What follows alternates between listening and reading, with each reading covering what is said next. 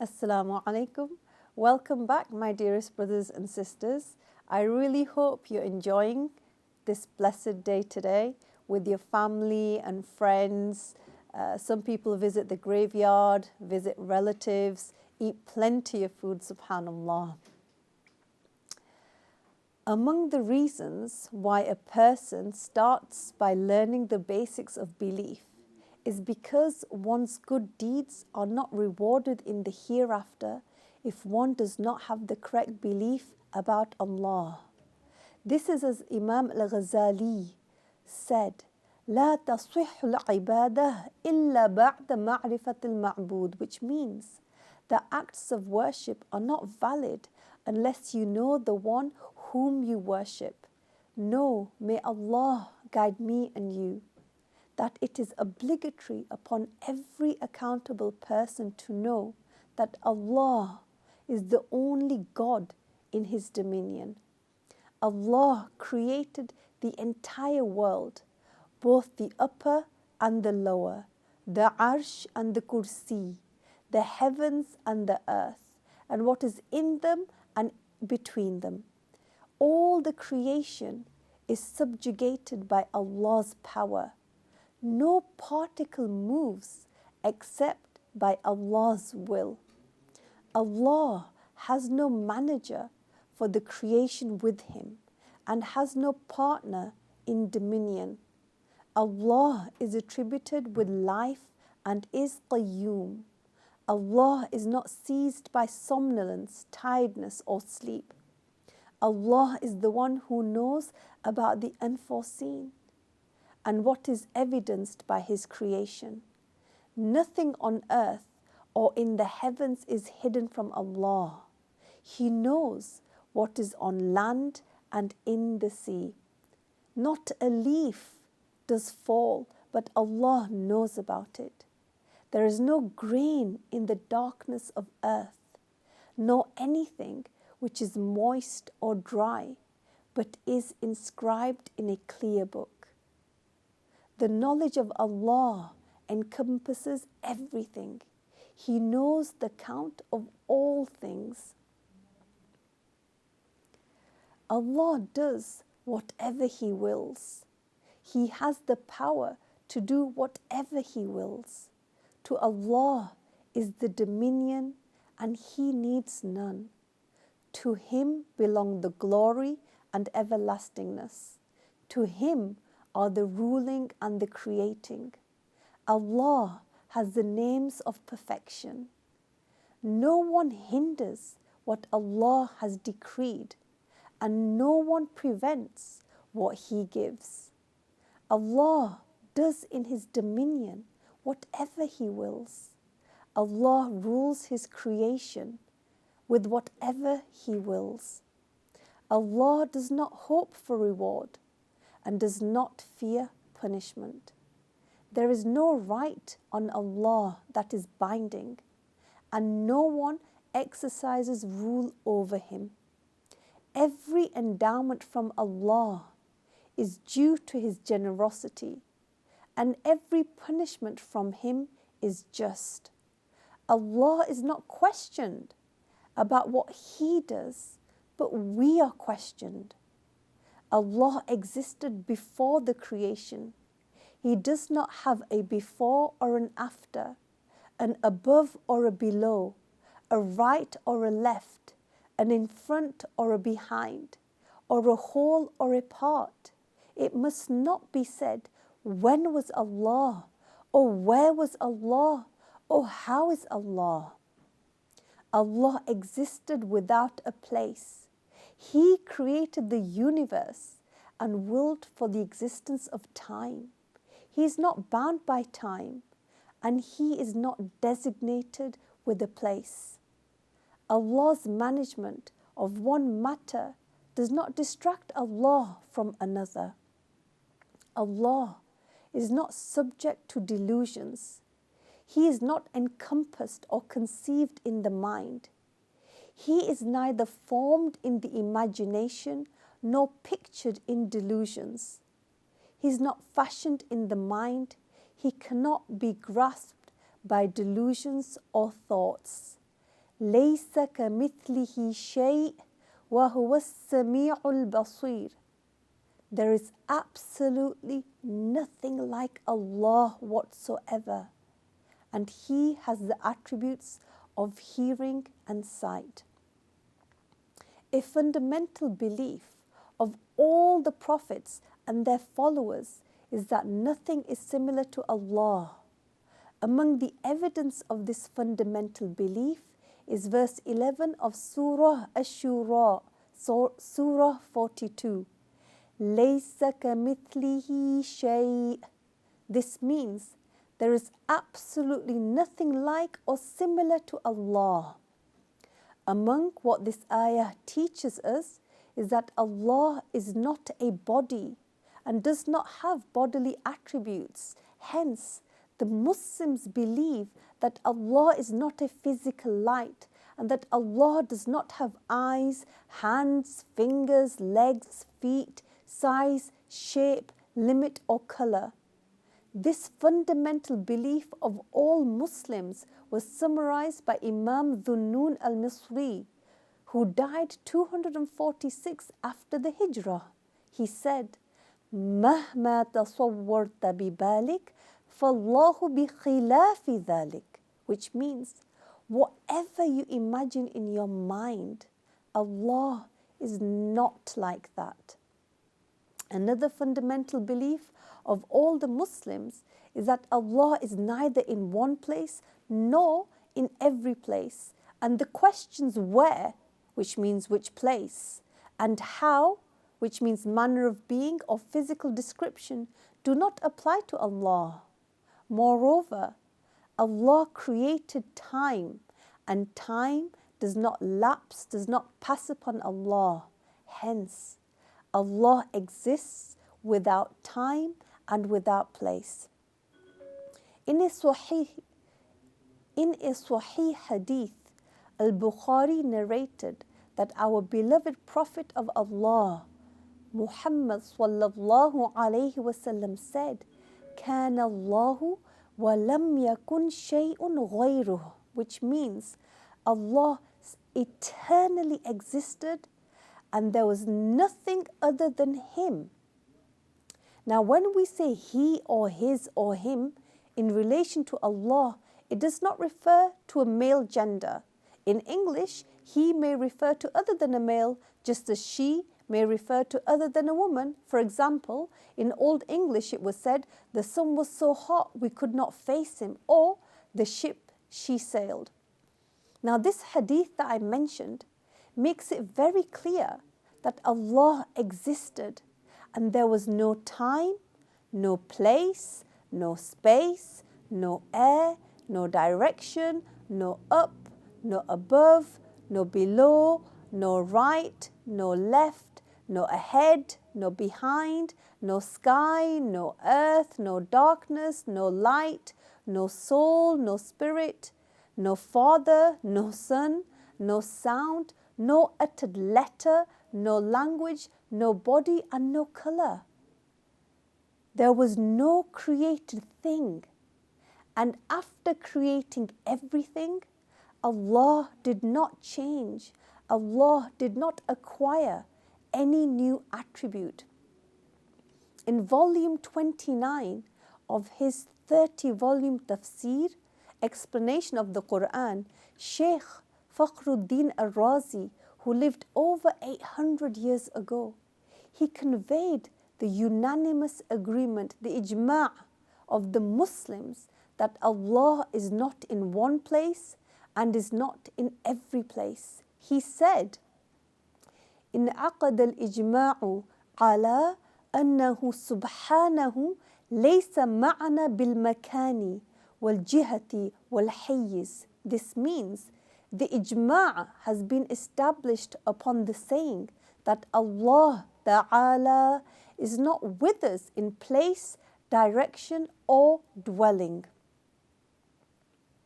Similarly, in his book Al-Fiqh al-Absat, Imam Abu Hanifa, who died 150 years after the Hijrah, who lived over 1,300 years ago, he said, كان الله تعالى ولا مكان قبل أن يخلق الخلق وكان الله تعالى ولم يكن عين ولا خلق ولا شيء وهو خالق كل شيء. This means Allah existed and there was no place prior to creating the creation. Allah existed and there was no such thing as where. In other words, place or direction. No creation, no anything else. And Allah is the creator of everything. This statement of Imam Abu Hanifa addresses the one who asks, where is Allah? Meaning, in which place is Allah? It is not that we do not know where Allah is, but rather the question where does not apply to Allah. This is similar to the fact that we do not say we don't know how many sons or daughters Allah has, but rather we say sons and daughters do not apply to Allah. In other words, the question how many children does not apply to Allah, and similarly, where does not apply to Allah. Hence, it is not permissible to say that Allah is in a place that only He knows, or that Allah has a limit that only He knows, because this would be like saying that Allah has a son, or that Allah has a defect that only He knows. And clearly, it's not permissible to say this. Thus, Allah is free from being in a place or having a limit, a side or a direction. One needs to put effort to make notes and to teach what they've learnt. This can be done in Ramadan and after Ramadan. The Prophet ﷺ said, بَلِّغُوا عَنِّي وَلَوْ آيَةً. This means, convey from me even if it is one ayah. Now, one mourns the passing of Ramadan and rejoices in the coming of Eid.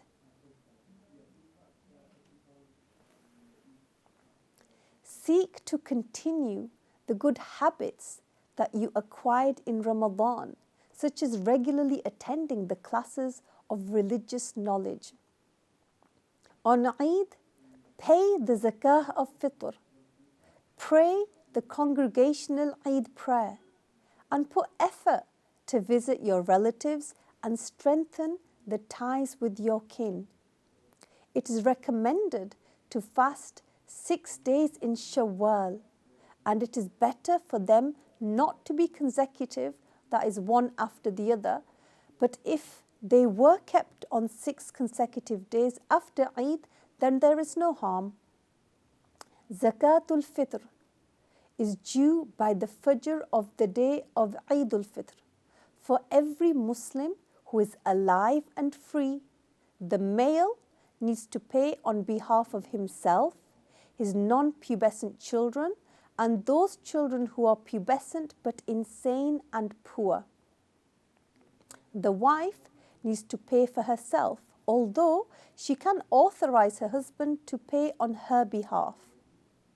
For every person, one pays half a sa' of wheat or 1 sa' of dates, raisins or barley. 1 sa' is equivalent to 6 cupped hands. It is permissible to pay the monetary value of the due zakah, for example, to pay £5. It is an obligation upon the Muslim to pay the due zakah of fitr for himself and the people that I've mentioned if one owns the niswab above one's debts, food, clothing, accommodation, furniture, horse, weapon, his working slaves, and the basic needs of those whom he is obligated to support. Obviously, slaves, we don't have them nowadays. The niswab of silver is approximately 600 grams of silver. Hence, the current price for 1 gram of silver is 58p. So this would equate to £348, around £348. It is makruh to send zakah from one country to another unless one carries it to one's deserving, needy relatives or to a group of people who need it more than one's fellow countrymen. Zakah must only be paid to the 8 categories of Muslims deserving of zakah as mentioned in the Quran. The poor person who owns less than the niswab, known as al-fuqara. The poor person who might need to beg for his basic needs, al-masakin. The zakah workers assigned by the Caliph, la'amiluna alayha. The new converts to Islam whose hearts need to be reconciled, al-mu'allafatu qulubuhum, although they are excluded nowadays. The slaves who are short in satisfying their contract for purchasing their freedom from their owners, ar-riqab, and that again does not apply nowadays. Those who do not own the niswab above their debt, al-gharimun, fi sabilillah. According to Abu Yusuf, this refers to the volunteer soldiers, and according to Muhammad ibn al-Hasan, it is those who are prevented from performing Hajj, the travellers who do not have enough to enable them to reach their destination, Ibn Sabil.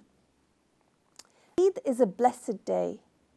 There are 12 months in the Islamic lunar calendar.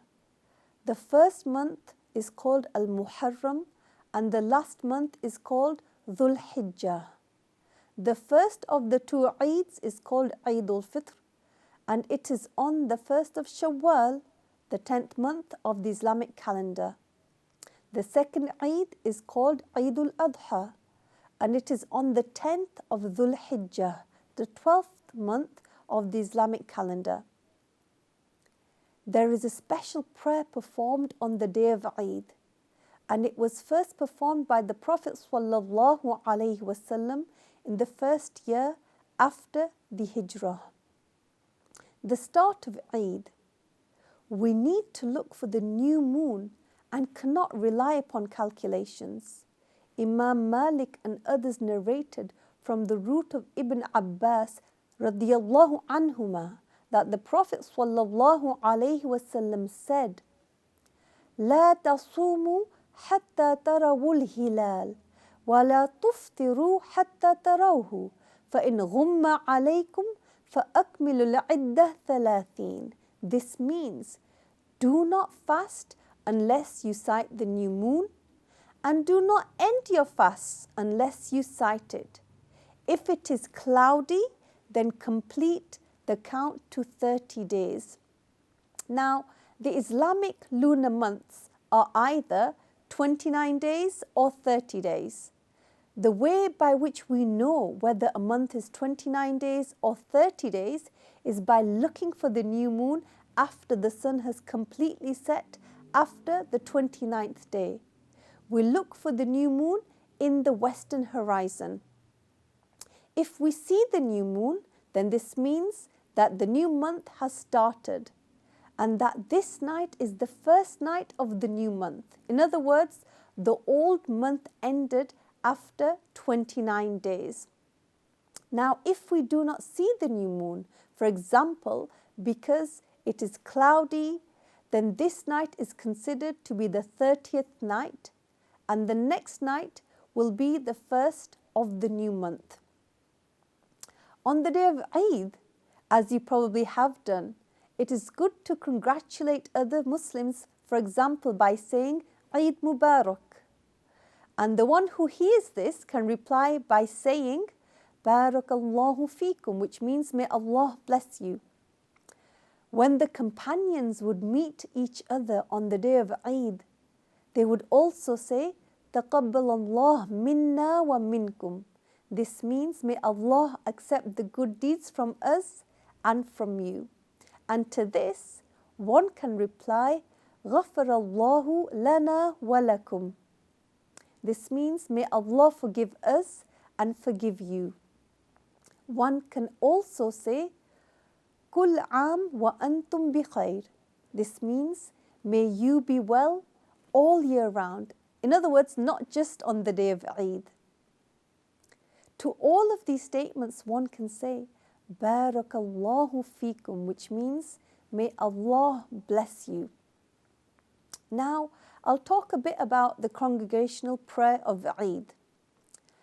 For the unexcused males, the performance of the Eid prayer is wajib according to Imam Abu Hanifa and is sunnah mu'akkada according to Imam Shafi'i.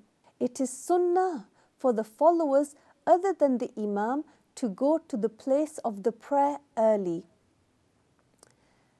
Now I'll talk about some recommended matters for Eid, which I'm sure you probably are all doing. It is recommended for a person to wear his or her best clothes on Eid, whether one goes out to pray or stays at home. It is recommended to cut one's nails and remove unpleasant smells which may be produced by one's body, and to use the siwak. It is recommended that before going out to the prayer hall for Eid al-Fitr, to eat something sweet, such as an odd number of dates, and for Eid al-Adha to eat after the prayer. For men, it is sunnah to put on his best perfume, and for women, however, it is makruh tanzihi to put perfume on before going out. It is sunnah to go early to the musalla, the place of prayer, except for the person who will give the speech. For him is to delay his arrival until the beginning of the prayer. It is recommended to walk to the prayer, and there is no harm in riding on the way back because his purpose is not to perform a good deed, a qurbah anymore. It is also recommended to take two different paths, one to get to the place of prayer and another one to return home. It is recommended to repeat the takbirat on the way to the prayer hall aloud according to some mujtahid scholars and quietly according to others, and to stop when one arrives according to some until the prayer starts according to others. The best time to pay your zakah of fitr is on the day of Eid before the Eid prayer. It is recommended to donate in charity on the day of Eid. O Allah, make us relive the month of Ramadan in peace and security. O you, the most merciful of the merciful. I say my words and I ask Allah to forgive me and you. Eid Mubarak, my dearest brothers and sisters. Assalamu alaikum wa rahmatullahi wa barakatuh.